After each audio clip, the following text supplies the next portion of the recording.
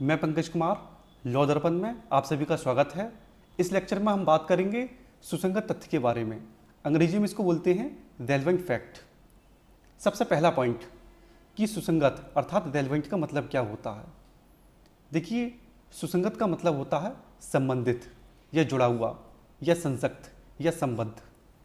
अंग्रेजी में इसके लिए एक ही शब्द है, कनेक्टेड। अब हम देखते हैं सुसंगत तथ्य की परिभाषा के बारे में। देखिए, भारतीय साक्ष्य अधिनियम अर्थात इंडियन एविडेंस एक्ट में सुसंगत तथ्य को परिभाषित नहीं किया गया है, लेकिन सुसंगत तथ्य का सामान्य अर्थों में क्या मतलब होता है ये हम जरूर बता सकते हैं। तो इसको परिभाषा को पढ़ने से पहले हम इसका एक एग्जाम्पल लेते हैं। देखिए, ये कोई केस है, ये कोई मामला है ए बनाम बी, और इस केस में ये विवादक तथ्य है, यानी कि फैक्ट इन इशू है। फैक्ट इन इशू अर्थात विवादक तथ्य किसी मामले का वो प्रिंसिपल फैक्ट होता है, वो प्रधान तथ्य होता है जिस पर दोनों पक्षकारों के बीच विवाद होता है। और जब तक फैक्ट इन इशू या विवादक तथ्य जब तक तय नहीं होता है, जब तक डिसाइड नहीं होता है, तब तक मामले में डिसीजन नहीं आ सकता है। अब देखिए, ये कुछ तथ्य हैं, ये कुछ फैक्ट हैं, F1, F2, F3।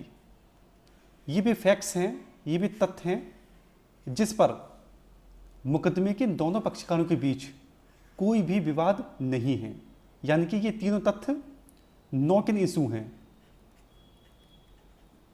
Not in issue का मतलब ये है कि मुकदमे के दोनों पक्षकारों के बीच इन तीनों तथ्यों पर कोई भी विवाद नहीं है, लेकिन ये तीनों जो तथ्य हैं ये फैक्ट इन इशू से संबंधित हैं, यानी कि कनेक्टेड हैं और इसको सिद्ध करने में सहायक हैं। यानी कि ये तीनों तथ्य फैक्ट इन इशू से कनेक्टेड हैं, संबंधित हैं और इसको तय करने में या सिद्ध करने में सहायक हैं। तब हम ये कहेंगे कि ये तीनों तथ्य सुसंगत तथ्य हैं, रेलेवेंट फैक्ट हैं। क्लियर? तो कोई आपसे पूछे कि सुसंगत तथ्य क्या होते हैं, तो आप कहिएगा कि वे तथ्य जिन पर मुकदमे के दोनों पक्षकारों के बीच कोई भी विवाद नहीं होता है, लेकिन ऐसे तथ्य विवादक तथ्य से संबंधित होते हैं और उसको तय करने में यानी डिसाइड करने में सहायक होते हैं। तो ऐसे तथ्यों को सुसंगत तथ्य कहा जाता है। क्लियर? मैं आपको बता चुका हूं कि भारतीय साक्ष्य अधिनियम में सुसंगत तथ्य यानी कि रेलेवेंट फैक्ट को परिभाषित नहीं किया गया है, लेकिन भारतीय साक्ष्य अधिनियम की धारा 3 में 10 पदों की परिभाषाएं हैं। धारा 3 में जो तीसरा पद है वो है सुसंगत। इसमें ये बताया गया है कि एक तथ्य दूसरे तथ्य से सुसंगत कब कहा जाता है।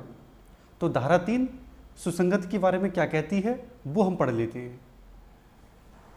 धारा 3 सुसंगत के बारे में क्या कहती है, देखिए, ये कोई फैक्ट है F1, ये कोई फैक्ट है F2। ये F1 फैक्ट इस F2 फैक्ट से कनेक्टेड है।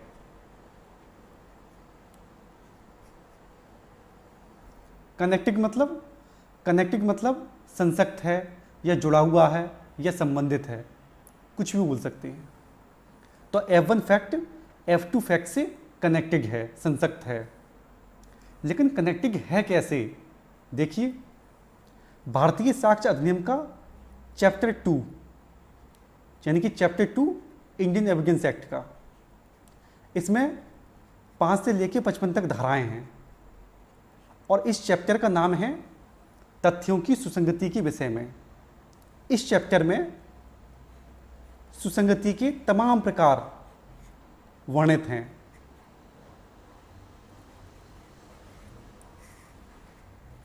सुसंगति के तमाम प्रकार वर्णित हैं या निर्दिष्ट हैं।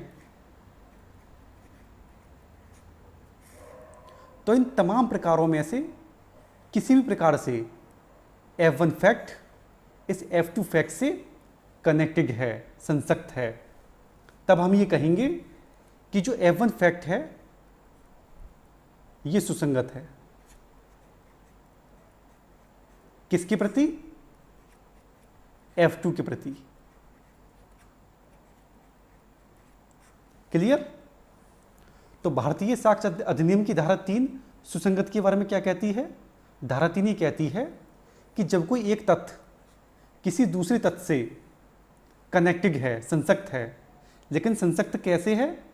भारतीय साक्ष्य अधिनियम के अध्याय 2 में सुसंगति के तमाम प्रकार दे रखे हैं। इन तमाम प्रकारों में से किसी भी प्रकार से अगर संसक्त है तो ये कहा जाएगा कि जो पहला फैक्ट है वो दूसरे फैक्ट के प्रति सुसंगत है। क्लियर?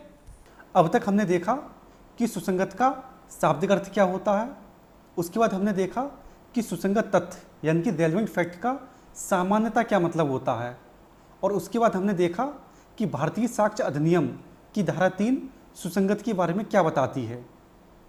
इसके बाद अब हम सुसंगत तथ्य का एक छोटा सा एग्जाम्पल और देख लेते हैं। अब हम देखते हैं सुसंगत तथ्य यानी कि रेलेवेंट फैक्ट का एक छोटा सा एग्जाम्पल। देखिए, ये कोई विचाराधीन केस है। स्टेट बनाम ए जो है इस मामले में अभियुक्त है, एक्यूज्ड है। ए पर बी की हत्या का आरोप है,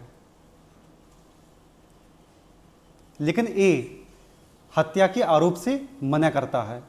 तो इस मामले में विवादक तथ्य यानी कि फैक्ट इन इशू क्या हुआ? इस मामले में फैक्ट इन इशू ये हुआ कि क्या ए ने बी की हत्या की थी?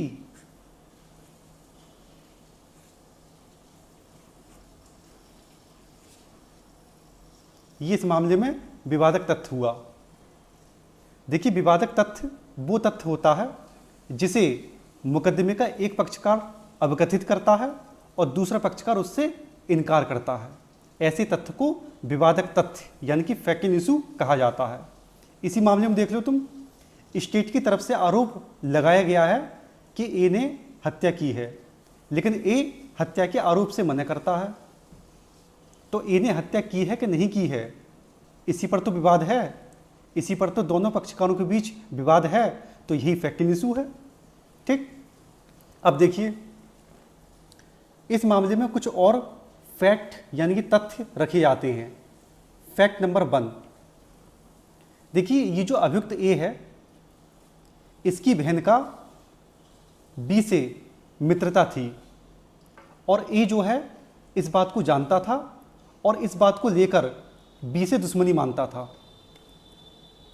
फैक्ट नंबर 2,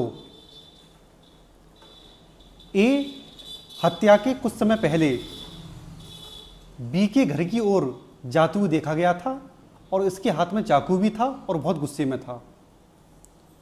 फैक्ट नंबर 3, हत्या के कुछ समय पहले अभियुक्त ए ने एक व्यक्ति सी से कहा था कि वो बी को छोड़ेगा नहीं, उससे बदला लेगा।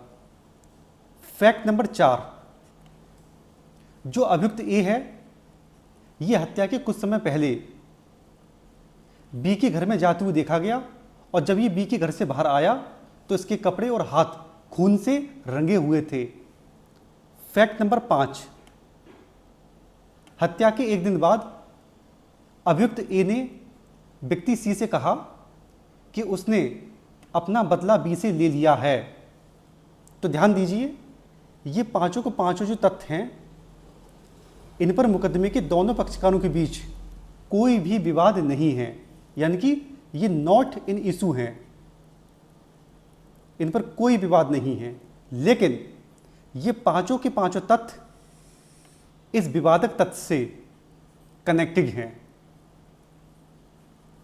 यानी कि संसक्त हैं, जुड़े हुए हैं, या हम कह सकते हैं कि इसकी ओर इशारा कर रहे हैं। और ये पांचों के पांचों तथ्य भारतीय साक्ष्य अधिनियम की धारा 5 से लेकर 55 तक में सुसंगति के तमाम प्रकार वर्णित हैं। उन तमाम प्रकारों में से किसी न किसी प्रकार के अंतर्गत ये तथ्य आते हैं, ये पांचों तथ्य। तब हम ये कहेंगे कि ये जो पांचों तथ्य हैं ये क्या हैं, ये सुसंगत हैं। ये पांचों तथ्य सुसंगत तथ्य हैं। क्लियर?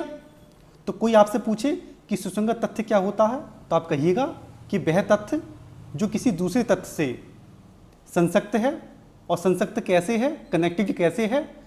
भारतीय साक्ष्य अधिनियम की धारा 5 से लेकर 55 में सुसंगति के तमाम प्रकार दिए गए हैं, उन तमाम प्रकारों में से किसी न किसी प्रकार से। ठीक है, तो ऐसे तथ्य जो इस प्रकार कनेक्टेड है उसको सुसंगत तथ्य कहा जाता है। तो ये सुसंगत तथ्य का एक छोटा सा एग्जाम्पल मैंने आपको दिया था, और ये लेक्चर भी सुसंगत तथ्य यानी कि रेलेवेंट फैक्ट से संबंधित था, और ये लेक्चर यहाँ पर ख़त्म होता है। मैं उम्मीद करता हूँ कि आपकी समझ में आया होगा। बने रहिए हमारे साथ। मैं पंकज कुमार।